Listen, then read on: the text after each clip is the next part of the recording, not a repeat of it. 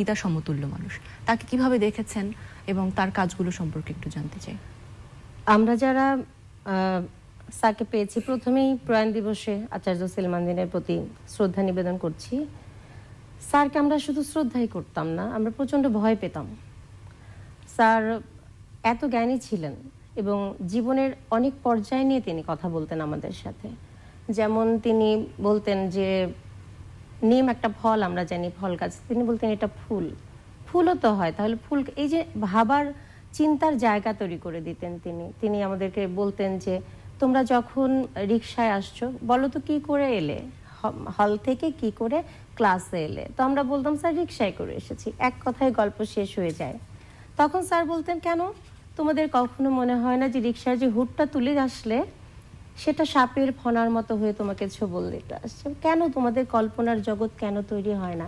তার মানে তিনি একজন শিল্পী ছিলেন না, তিনি শিল্পী তৈরির একটি কারখানা ছিলেন। তিনি আমাদেরকে বলতেন যে লিখতে শুরু করো, স্রষ্টা হয়ে ওঠো।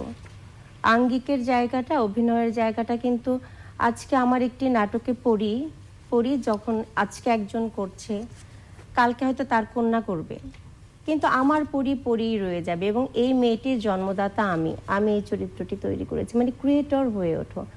স্যারকে এই জ্ঞানের জায়গা থেকে আমরা স্যার খুব বকা দিতেন না, কিন্তু জ্ঞানের গভীরতা এত বেশি ছিল, অনেক জানা উত্তর বলতে পারতাম না স্যারের সামনে, মনে হতো যে স্যার কোন আঙ্গিক থেকে দেখবেন, ভয় পেতাম। তবে স্যারের কাছ থেকে শিখেছি।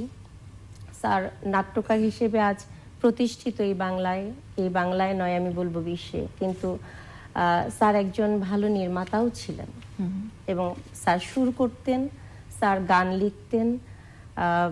স্যার, আমি বলবো যে রন্ধন বিষয়েও তার খুব জ্ঞান ছিল।